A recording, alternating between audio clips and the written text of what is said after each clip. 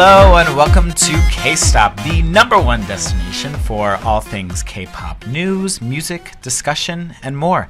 Of course, this is Fuse TV's very first K-pop podcast, and we're going to be bringing you every week insight and fun insight about all the things that have to do that are important to K-pop fans. I'm Jeff Benjamin. I am Fuse's features editor. I have written about K-pop not only for Fuse, but I was Billboard's very first K-pop columnist, and I've written about K-pop for places like Rolling Stone and Nylon and BuzzFeed. So I'm really excited to now bring this discussion to this podcast, and I'm joined by my #1 bias in all of K-pop. Hey y'all, I'm Tina. I am a web manager here at Fuse. I am not a writer by trade like my co-host Jeff here, but I follow K-pop for quite a few years, and I help Jeff with Fuse's K-pop articles, here and there from time to time. And I'm just super stoked to finally kick this off and also hear y'all's feedback. And just to throw out our Twitter handles out there, if you want to tweet us anytime throughout the show, tweet me at hey_Tina with 3 A's, and Jeff's handle is... And of course, I am at Jeff__Benjamin. We are keeping you guys on your toes with all these underscores and double letters and everything. But we really do want to, even though we're the hosts of the show, we really want to make you guys a part of this show. We want you to be just as part of the conversation, just as part of the discussion. So anytime, hit us up, whether you want to use the hashtag KStop, mention us at FuseTV, or mention us personally, and we'll probably write back to you right away, actually, because we love Twitter, and we're always on it. So, we want you guys to be part of this. This show is just as much yours as it is ours. So let us know what you want to talk about. Tina, let's get right into it. I'm do it. Really excited about this week. And of course, we're actually starting on an interesting week because right now it's Lunar New Year, which is a huge holiday in all of Asia. Mm-hmm. So it's a little slower in terms of the music releases. So it's actually a good time for us to kind of look back maybe a week or a week and a half. Absolutely. And first off, talk about Winner. Of course, YG Entertainment's new boy band, or I should say the newest boy band after Big Bang. These were the guys that won that first reality show, Win. And, there was so much hype about their debut, if you remember. That was back in 2014. And after a year and a half, basically, they're finally back with another, huge comeback. And they're going to do a couple EPs throughout 2016. And the first one starts with Exit. And it's got 2 singles and 3 music videos, right? So the first one we got Baby Baby, and we got Sentimental, and then we have a solo song from Taehyun. So let's talk about the first one, I'm Young. I'm Young. Okay, well, I was extremely impressed by I'm Young, especially a single that is from the youngest member of a group that is typically a bit overshadowed, not as in the limelight as his bandmates are. Sure. So I was extremely impressed by Taehyung's performance. The video was gorgeous. That video was showed cool. a very mature side to him that I didn't expect. So, and it definitely made the song stand out more to me. And yeah, I just feel like I'm very excited to hear more from him. I am too, and that video in particular was really kind of moving. I was not expecting that sort of side from him. The guy's like, he's making out with this girl, like they are getting shirtless, lots of things are... It's a little risque for a maknae, which is the Korean term for the youngest, for the youngest in a group. Yes, and I was so not expecting that, but I loved it, and probably because I didn't expect it. I wasn't expecting him to be blonde either, but that was still awesome as well. So I really, I think that's a great start, not only to getting to know who the members of Winner are better, but just, getting to know him in particular. So yeah, that was the special music video that they gave us. But now let's talk about the 2 singles, all right? So we got Sentimental and Baby Baby. Yes. Which one's your favorite? I'm going to have to go with Baby Baby on this one. I really enjoyed it. It's kind of funky. You can hear the different elements of different genres in it. I hear country. Yeah, I hear a little bit of that. Which I was like, this is probably the closest K-pop is ever going to get to country. Right. Absolutely. I was actually kind of like shocked. I couldn't really believe it, to be honest. Right. And the video was extremely memorable. The video was actually really gorgeous. Right. It was very vibrant. And yeah, it's just more my type of song. Yeah. I'm gonna let you give your opinion on Sentimental before I get all negative Nancy over here. So. Oh, okay. Well, all right. Don't come for her inner circle. Of course. Don't come for me yet.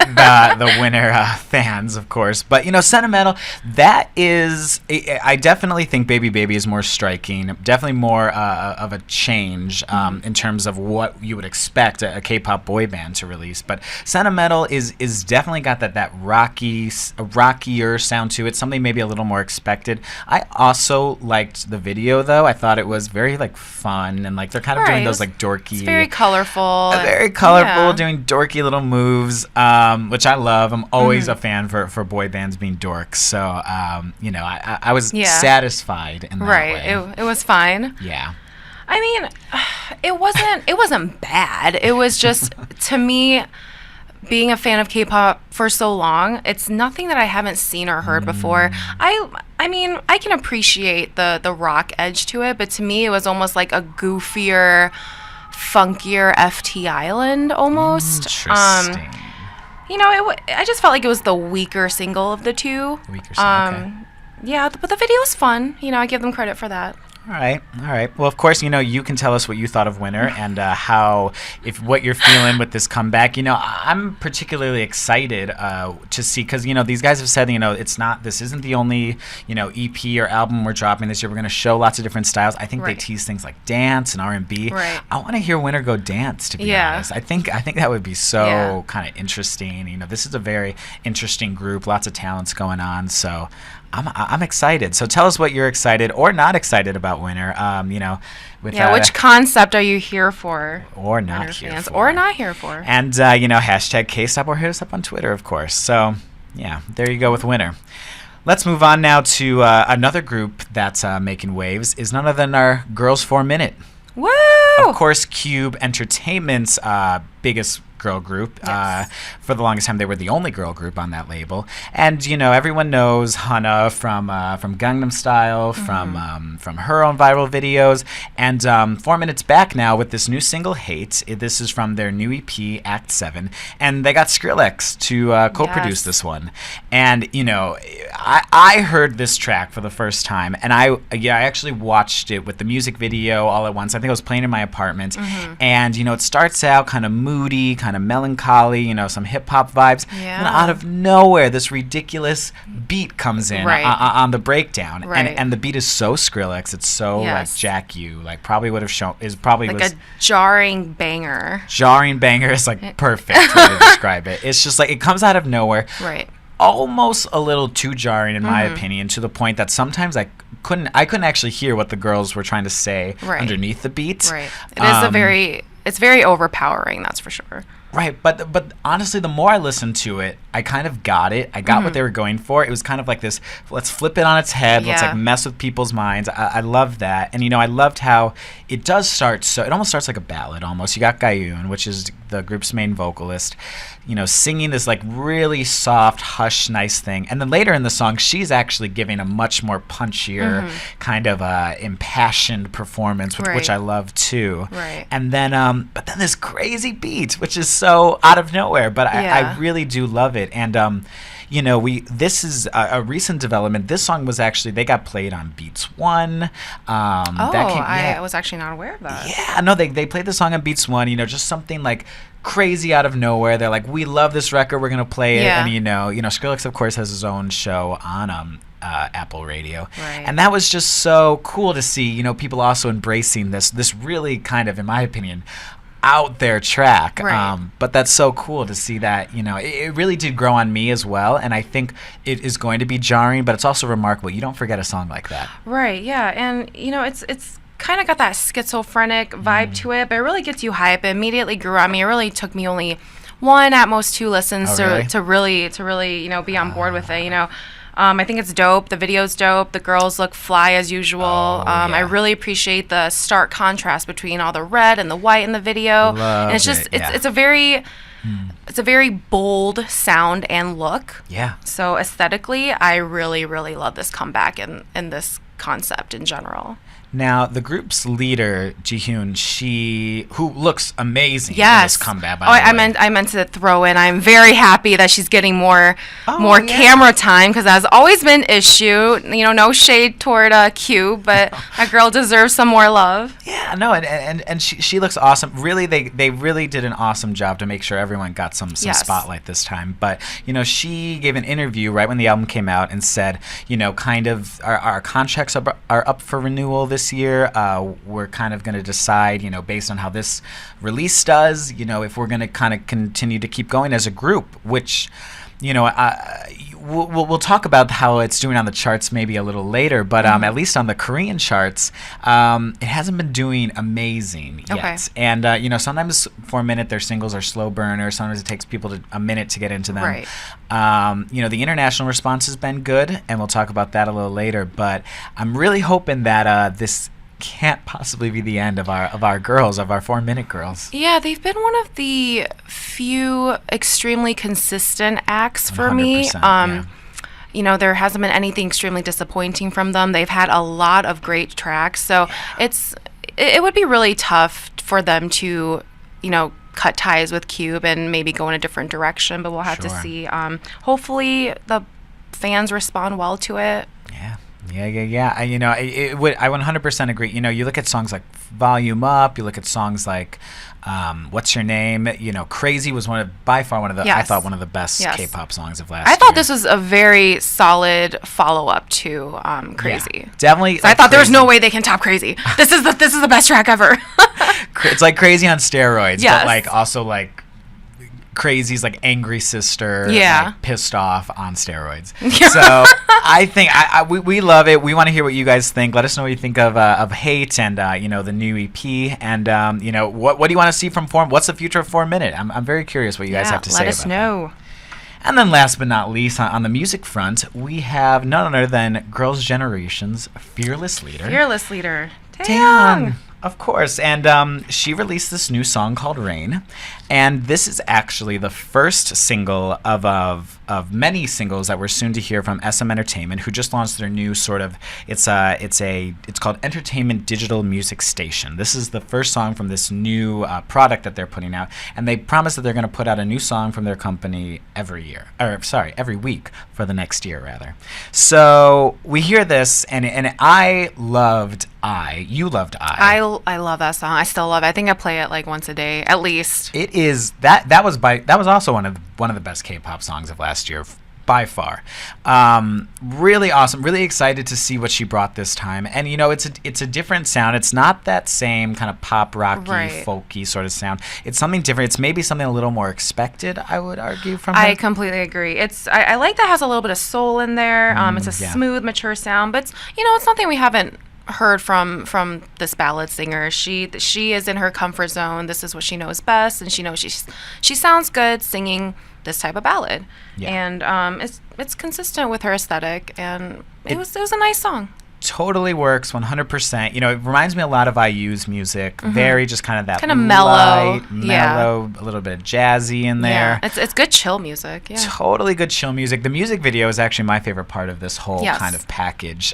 You know, I love all the water imagery, all the you know, fish bowls, all the colors. Kind Right. of they go for like some warmer, Right. moodier colors. I love that. The hair is.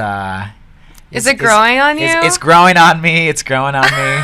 You like it. You're like, let's hope it literally grows. No, like it was.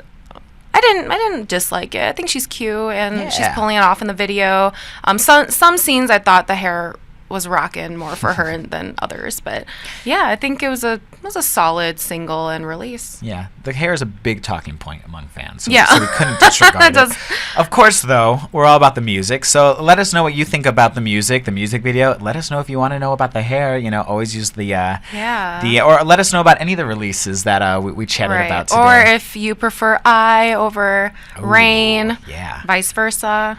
Get into fights with us on Twitter. We're all for it. We're all for it. So Yes. let us know, guys. All right, so we're going to move into the next section of our podcast here, where we take a look at the charts, but not just the Korean charts. We're actually going to take a look at, I don't know if we ever talked about this, Tina, but iTunes recently created a whole genre page for K-pop. And, that puts K-pop on the same level as hip-hop and Latin and electronic and pop, which I thought was a really cool No, it's about time that iTunes, carved a space out for K-pop. It's very cool in the sense that, it's saying that, okay, people are excited about this stuff, and that means getting, the big, gorgeous banners that on iTunes, and that means they get their own charts as well. Right. So every week, I thought it'd be fun. We would take a look at the top 5 singles on iTunes United States iTunes K-pop charts. Let's do it. Let's take a look at what's, and then kind of look at the differences of what's trending in America versus what's happening elsewhere. So here are the 5 biggest songs, K-pop songs in America as of right now. So coming in at number 5, we got G-Friend's Rough.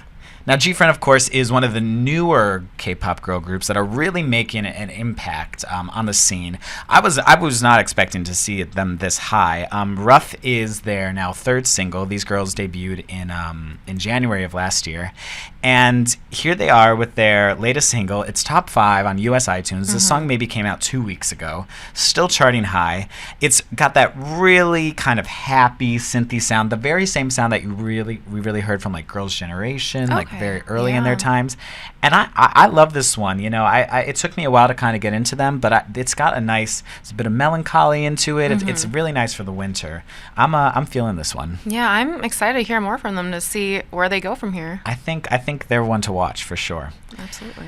Number 4, I Need You by BTS. Oh, my song. You love this song? Yeah. Oh. Intro to BTS. How do we even describe BTS? BTS, right. So BTS, I would say they're by far one of the biggest boy bands internationally. Yeah. These guys have just blown up recently. And their last album, it's called The Most Beautiful Moments in Life Part 2. That one actually charted on the Billboard 200, which is insane. That was the first release from like a non-major agency to chart on the Billboard 200. These guys are just killing it internationally. And if you can tell, I Need You was released more towards the top of 2014, and it's still charting so well in America. People love this one. So that's really, and I love this song. I love really this song so much. I think the hook is catchy, the bridge is dope. It's kind of softer versus, a bit, I guess, more hard hip-hoppy hook, I guess. Yeah. More of a electro sound in general, but you can still hear that angst in the song.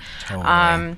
Yeah, I think it's just such a catchy track, and I love Rap Monster, so he sounds good on it. So this it's a good one. And I'm happy to see they're really being embraced by America. Hopefully they'll come on tour again. They went on, I think, 2 tours to America last year, so hopefully we'll see them again soon. But and even more so, looking at number 3 is them again with Dope, which was the follow-up single after I Need You from that same album, The Most Beautiful Moments in Life Part 1. Dope is kind of the more upbeat, crazier brother song. I love this track too. I think it's a great record. It's always been really energetic, had a beat that no matter if you're into K-pop, as hell. You're into K-pop, you're not into K-pop, you're into dance music. This one's good. And I forget if we ever talked about this, but this song was actually heard on football. I was about to bring that up. Football games. It was played in between commercial breaks, on fields. I don't know who synced that song or where they found the song, but that's just so great. Cool. Music to get you pumped up. It's perfect song to get you pumped up, and then it's just it's a great fit, and it's awesome to see it doing so well in America. So, moving on to number 2, though, we got Taeyeon with Rain. Yes. As you know, we just got into that, and it's exciting to see that song. I would argue this is not maybe a style that a lot of Americans are that into or are used to hearing, but it's awesome that it's being embraced, I think. Yeah, I would say that I didn't expect it to go top 2, top 3, but hey, it's working for her. There you go. Throw something different in there. That just goes to show, people love Taeyeon. I think people, Girls' Generation by far one of the biggest girl bands in the U.S. right now from Korea, and it seems like they'll like whatever whatever Taeyeon's going to throw at them. So that's Yeah. awesome. And then last but not least, number 1 this week, the biggest K-pop song in America right now as we record Case Stop at Fuse TV headquarters is Hate by 4Minute, which I was wondering if this song was going to get embraced by K-pop fans. Right. I really do think it was kind of a risk for them in the Right. sense that it was way bigger, way stronger, and it's cool to see, like we were talking about it's cool to see that international fans are really digging this one. Yeah, I think everyone just appreciates like a solid anthem. Yeah. Love it. Yeah, exactly. So you guys let us know what maybe your top 5 is, or who you're buying on iTunes, and let us know what you think of the top 5, and then we'll check back in next week to see, can BTS keep these songs around? Are these new singles gonna fall quickly? We'll have to see. Fingers crossed that 4Minute stays on top, because they need the record to stay on top to continue with I almost said continue with Fuse, continue with Cube. Continue, yes. So support your girls, keep them up, and hopefully we'll be hearing more from all these. Really, I mean, I'm very happy with that top 5. Yes. What a great top 5 to kick Great it top off with. 5. We'll see. We'll see what changes there are next week. Exactly. So, speaking of changes, we're gonna switch into our next section of the podcast. I'm gonna call this the deep cut section. Deep cuts. Where we're going to talk about, I know K-pop fans want to talk about, the issues that are just kind of not being told by a lot of outlets, by a lot of media sites. And, we want to get deeper with you guys. We want to hear your insight. We want to hear where you guys are coming from. And hopefully, you'll join us in that discussion. And right now we have something extremely timely, not only to what's going on in K-pop, but kind of like a larger discussion in America. Of course, this happened with BIGBANG's Taeyang. And Tina, do you want to kind of set us up here? So there was a bit of controversy kicking off Lunar New Year, thanks to a very unfortunate Instagram post, an Insta video posted by BIGBANG's Taeyang. And so basically what he did was he used an app that lets you superimpose somebody else's face onto yours. Where are these apps, by the way? I haven't heard of these. I don't really mess with apps like that. I use like 4 apps Are these ever. I'm popular? old, so. Are these popular? I guess so. Maybe it's popular overseas. I'm not sure. Is it like going to get the rest of us in trouble? I don't know. Well, let's keep going. I'm just kind of curious about that. But and I think he used his bandmate Top's face for 1 or 2 of the posts. That was cute. And then he went with, I assume he's a fan of Kanye, a lot of people are. Totally. And so he used Kanye's face. And that in itself, I would have already been like, okay, we should maybe stop right there, because that can be a little iffy, Sure. But then, he recorded his voice, and, the Kanye's mouth was moving, and Taeyang wishes everyone happy Monkey New Year, since it is the year of the monkey now. Right. And he made it worse by adding monkey noises at the end. Right. And that just started a huge backlash. And poor Taeyang, he was just so taken aback what he did wrong. And he later issued an apology. He took down the post, and we're going to read the apology in a second here. But this, I'm not defending him in any way. It was a very stupid post, Sure. And especially coming from an artist working with a label that is built on R&B and hip hop. It's just not a good look. Right. But it just shows that the problematic notion of associating monkeys with the Black community. Yeah. It's not even a concept in Asia. There's no one to tell them that is offensive and that it's not okay, and that the race conversation just doesn't exist. And something like this, I feel like every year at least 1 or 2 K-pop artists has one of those moments, controversies and moments. So I'm not sure, what are your thoughts on this? Well, yeah, this isn't even the first time this has come up this year. There's been other groups that have already gotten, this keeps happening, which is frustrating to see, and every time there needs to be some kind of apology, something. Right. And it's very tricky, because on one hand it's very easy to look at something and just call it out for, say, blatant it's racist, it's whatever it might be, you know, and that's certainly one way to approach it. On the other hand, there's a lot of context with this. That I always go back to how. In the you remember the Bang Bang Bang video, and Sungri had a Native American headdress on, and he, you know, that's something that is very symbolic and important to a certain group of people, and he's wearing it in like this party video. And on one hand, you know, clearly growing up in Korea, they do not have Native Americans in the sense that the population is extremely homogenous, right? Yeah, but at the same time, it's very hard for me if they were a smaller group, or like Big Bang has been to America a handful of times. They are probably one of the most global groups out there. When you have like their members, you know, going to Paris Fashion Week and sitting front row at, you know, what have you, and collaborating with people like, you know, all these producers and everything, and shooting in LA and visiting a lot, it's very hard for me to think that someone didn't kind of flag this as something, you know, maybe this isn't great, or like, how, you know, how could they just kind of not totally know what's going on here? Right. I think the story with how offensive a monkey is, I think that in particular did not register with him, obviously, and it just, you know, it's not something that maybe a quick couple trips to the States would, you know, be on his radar. It's not something that would be talked about in Korea.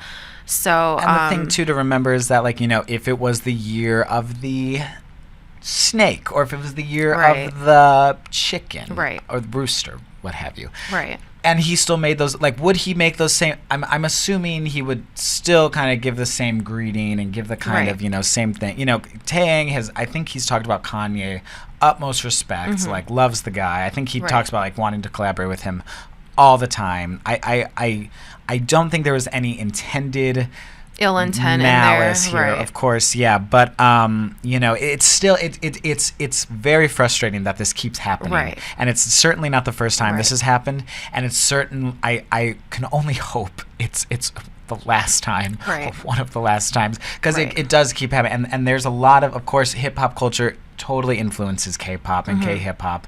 Obviously, it has the name in there, and I can only hope that something like this, you know, these are learning moments. Right. It is a learning curve. Yeah. It's good that there wasn't a pretty swift apology, if I'm correct. And he said, I read all the comments, and I'm very sorry to anyone who had bad feelings about the last post, which is now deleted. I didn't know some people would think that way, but it's totally my fault, and I take responsibility. I did not mean it that way, and I hope you guys understand that. I'm sorry again, and I will never make this kind of mistake again. I hope you guys will forgive me.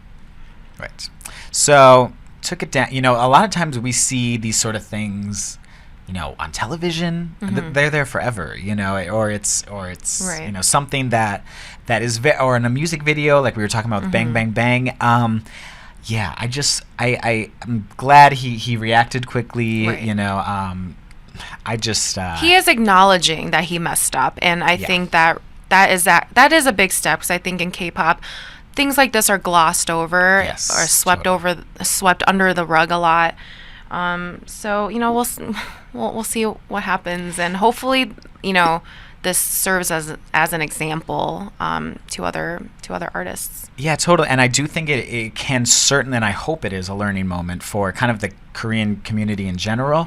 Not that I'm going to get on my high horse and say this is something you could learn from, but, you know, the fact that he did respond to it, and the fact that it really shows that these kind of singers are on an international platform. If something like that had happened in Korea, and it was strictly local, he might have gotten away with it, or it might have just been swept under the rug, and something, you know, maybe not noticed.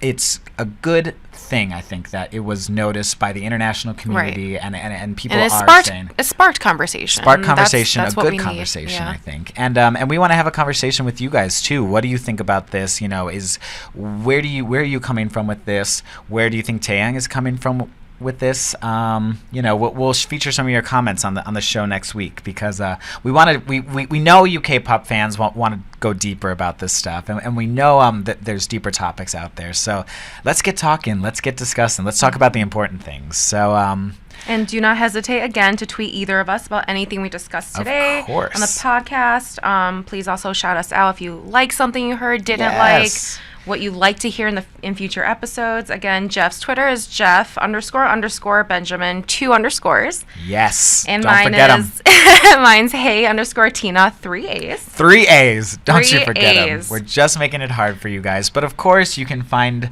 K-Stop every week on Fuse.tv. You can find us on iTunes.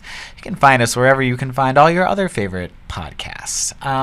And that's it for this week. We want to hear from you guys, no matter whether that's on Winner or Taeyang or 4Minute or the charts. We want to hear from you all. Yeah, let us know your thoughts. Or if you just want to fanboy with us over something. We're here. Yeah, we're here for you. Fuse.tv will be giving you all your K-pop needs in the meantime until we see you next week. So we hope you guys will tune in next week. And thanks for listening. Yeah, thanks for listening, and we'll see you next time on K-Stop. Bye, guys.